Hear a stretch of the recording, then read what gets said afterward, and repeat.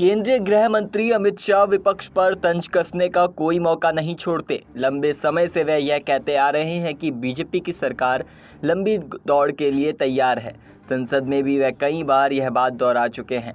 मंगलवार को राज्यसभा में एक बार फिर उन्होंने इसी बात को दोहराते हुए विपक्ष को आड़े हाथों लिया। दरअसल शाह आपदा प्रबंधन संशोधन विधेयक पर चर्चा के दौरान जवाब दे रहे थे।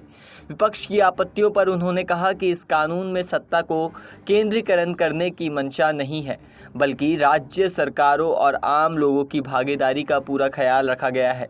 फिर उन्होंने विपक्ष पर हल्का फुल्का कटाक्ष करते हुए समय के साथ इमारत की मरम्मत ना हो तो वह ढह जाती है।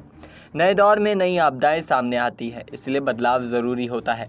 शाह यहीं नहीं रुके। उन्होंने आगे कहा, विपक्ष को लगता है कि वह आएंगे और कानून बदल देंगे। अरे भाई, बहुत देर है। 15-20 साल किसी का नंबर नहीं लगने वाला, चिंता मत करिए। जो भी करना है फिलहाल हमें ही करना है। इस पर सदन में हंसी गूंज उठी। अब अमित शाह ऐसा क्यों कह रहे हैं? बीजेपी की राजनीति पर नज़र रखने वाले जानकार मानते हैं कि फिलहाल कांग्रेस खुद को उस स्थिति में नहीं ला पाई है कि वह बीजेपी को चुनौती दे सके। दूसरी तरफ क्षेत्रीय दल अपनी ताकत बढ़ा रहे हैं, जिससे कांग्रेस और कमज़ोर होती जा रही है।